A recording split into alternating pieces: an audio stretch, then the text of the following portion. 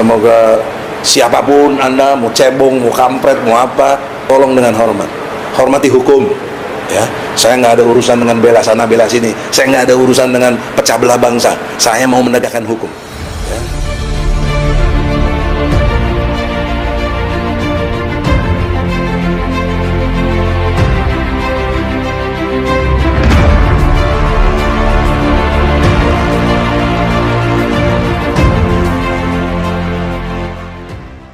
Assalamualaikum warahmatullahi wabarakatuh. Kembali berjumpa dengan saya di channel Hamzah Gantarang. Sahabat sebangsa dan setanah air di mana saja Anda berada.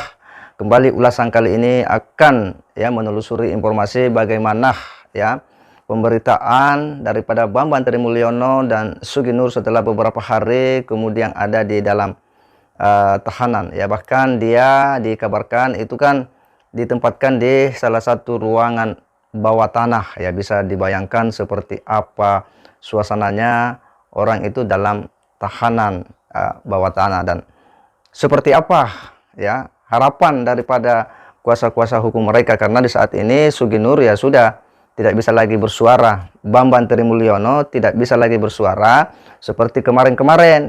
Kemarin-kemarin dia begitu leluasa berbicara di podcastnya Gus Nur maupun Reply Harun dengan begitu bebas. Dia meluapkan apa yang ada di kepalanya, dia melampiaskan seluruh unek-uneknya, seluruh yang menjadi kekalutannya selama ini terkait dengan Presiden Jokowi. Dan kita bisa lihat sendiri bagaimana ketika dia berbicara di podcast itu membantah semua kesaksian-kesaksian yang disampaikan oleh teman-temannya Pak Jokowi. Tetapi kali ini suasananya kemudian berbeda. Dia sudah tidak bisa lagi mengabarkan tentang situasi dan tuntutannya, tetapi hanya bisa didapat informasinya melalui kuasa hukumnya. Salah satunya adalah Pak Egy Sujana. Kali ini kita melihat bahwa Pak Egy Sujana sepertinya punya harapan besar. Dia sangat berharap terhadap Kapolri, Kabareskrim akan kondisi daripada kliennya itu. Kita akan simak dulu seperti apa harapan dan permintaan Egy Sujana ini kepada Kapolri terkait dengan kondisi daripada kliennya ini. Jadi saya temui penyidik, saya telepon nggak diangkat atau mati lebih tepatnya HP-nya. Saya naik ke lantai 15, sampai di sana nunggu, kemudian diurus, kemudian dikabarkan katanya penyidiknya ke Surabaya. Kan penyidik tidak satu, saya lihat di surat itu kan sampai 40-an. Itu satu pun nggak ada yang bisa nemuin kita.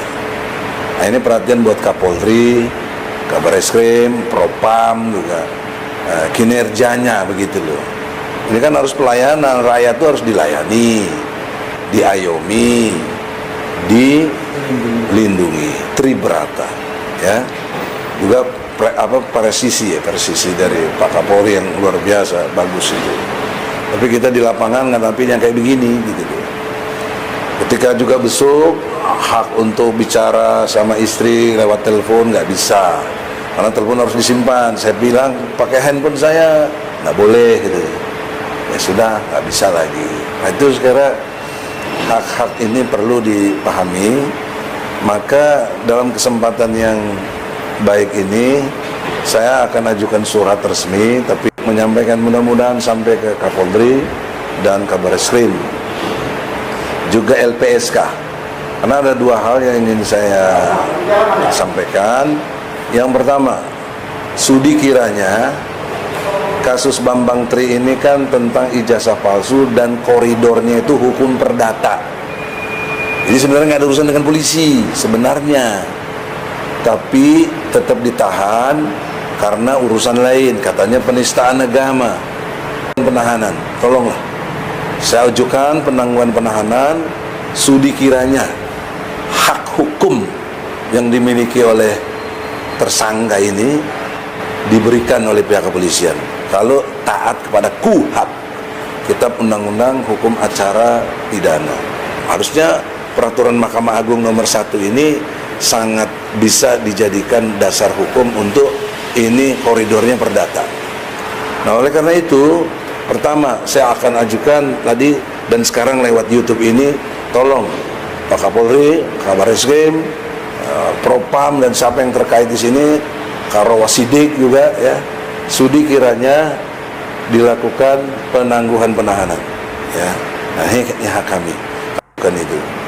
Yang kedua, kepada LPSK ini kan jadinya saksi dan sekaligus korban. Saya minta perlindungan saksi dan korban. LPSK, Lembaga Perlindungan Saksi dan Korban. Tolong perhatian, saya nggak tahu siapa ketuanya. Insya Allah surat menyusul untuk disampaikan supaya ini di bawah perlindungan lembaga saksi dan korban. Ya, karena menyangkut kaitannya ijazah seorang yang sangat berpengaruh, yaitu Presiden Jokowi. Jadi Presiden Jokowi dengan hormat juga harus taat hukum. Tolong tanggal 31 sudi kiranya datang supaya clear masalah ini. Case close. Saya ingatkan, case close. Tutup kasus ini dengan cara bawalah ijazah aslinya SD, SMP, SMA. Ya, kalau universitas kita nggak gugat. Nanti kalau dia mau memberikan penjelasan boleh, ya, dengan gugatan intervensi. Tapi di bawah sumpah, nggak boleh bikin keterangan tidak di bawah sumpah. Karena konsekuensi hukumnya kalau sumpah Anda palsu, Anda kena 7 tahun. Ya, harus dimengerti itu. Jadi karena itulah dalam kesempatan ini sudi kiranya ya untuk tanggal 31 baik Bapak Jokowi yang terhormat ya silakan datang, dan Bambang Tri juga boleh datang dong, jangan ditahan. Nah, ini saya maksudnya penangguhan penahanan untuk itu, untuk keinginan tanggal 31. Dan saya sudah omong waktu di sidang kemarin ya tanggal 18 kepada majelis hakim supaya Bambang Tri bisa dihadirkan karena dia prinsipal sebagai penggugat. Nah, ini ilmu hukum, tidak ada like and dislike, betul-betul karena penegakan hukum.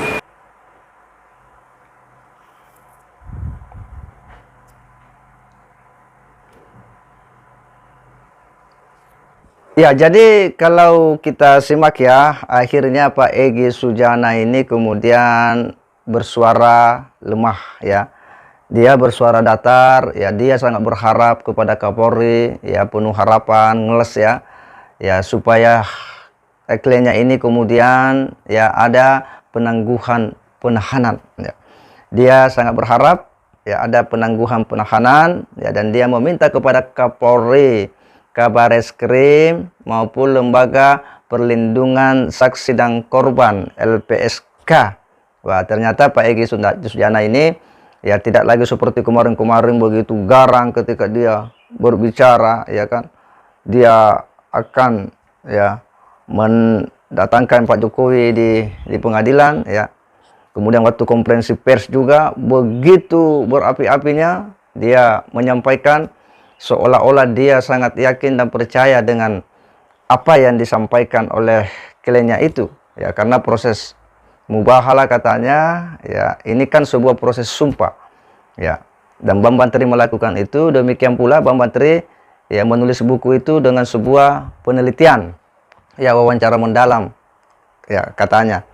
Dan sekarang ya kita lihat ya akhirnya ditahan ya, kuasa hukumnya pun yang ngeles untuk kemudian berharap supaya ada penangguhan penahanan. Ya, pada akhirnya ya kita bisa melihat bahwa apapun yang kemudian dilakukan oleh Bambang Tri Mulyono ini pasti akan berujung kepada proses ya. Dan apa yang dilakukan oleh Polri saya kira ini sudah tepat ya. Jadi dilakukan penahanan ya. Dan karena